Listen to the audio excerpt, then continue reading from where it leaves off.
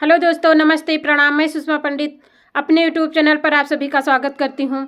आज मैं आप सबके लिए दहेज गीत लेके आई हूं। अगर आप लोगों को पसंद आता है तो लाइक कीजिए, शेयर कीजिए और कमेंट में कैसा लगा है ज़रूर बताएं।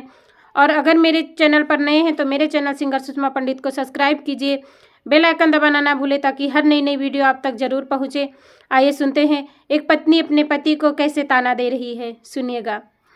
रोटी भात पकाई बनाही मांजब बर्तनवा,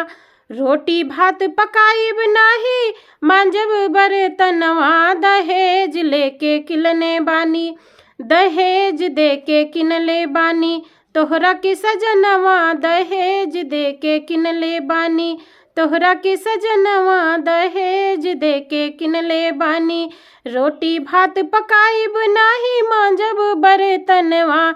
रोटी भात पकाई बनाही मांजब बर्तनवा, दहेज दे के किनले बानी, तोहरा के सजनवा दहेज दे के किनले बानी, नागद पैसा 3 लाख तिलक से पहले ले लेबा, नागद पैसा 3 लाख तिलक से पहले ले लेबा, नाच बजा समियाना के नाए को पैसा दे लेबा,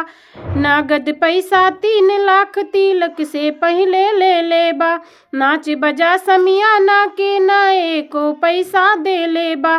पापा हमरे देले बाड़े आवे जाई के साधनवा, दहेज दे के किनले बानी, पापा हमरे देले बाड़े आवे जाई के साधनवा, दहेज दे के किनले बानी, तोहरे के सजनवा दहेज दे के किनले बानी, तोहरे का सजनवा दहेज दे के किनले बानी।